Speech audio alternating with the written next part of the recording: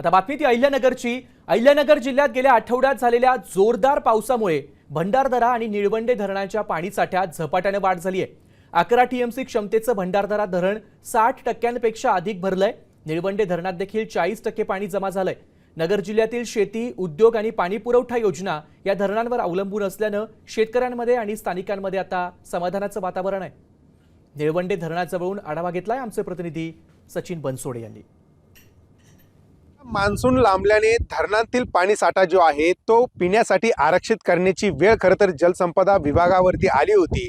अहिल्यानगर जिल्ह्यात देखील धरणांनी अक्षरशः तळ गाठला होता, त्यामुळे शेतीसह पिण्याचा पाण्याचा प्रश्न देखील गंभीर झालेला होता। मात्र गेल्या काही दिवसांपासून अहिल्यानगर जिल्ह्यातली जी धरणं आहेत त्याच्या पाणलोट क्षेत्रामध्ये पाऊस सुरू असल्याने आता या धरणांमध्ये पाण्याची आवक देखील वाढल्याचं बघायला मिळतंय। आपण आता अकोले तालुक्यातील निळवंडे धरणावरती आहोत आणि या धरणाचे आपण जर ही दृश्य बघितली तर या धरणाचे पाणी साठ्यात देखील मोठ्या प्रमाणात वाढ होत असल्याचं आपल्याला बघायला मिळतंय।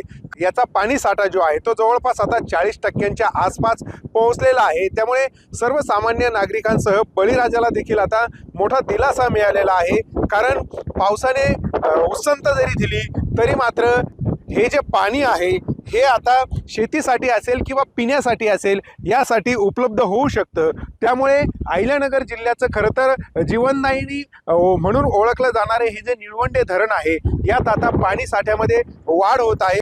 सचिन बनसोडे, साम टीव्ही न्यूज, निळवंडे, अहिल्यानगर।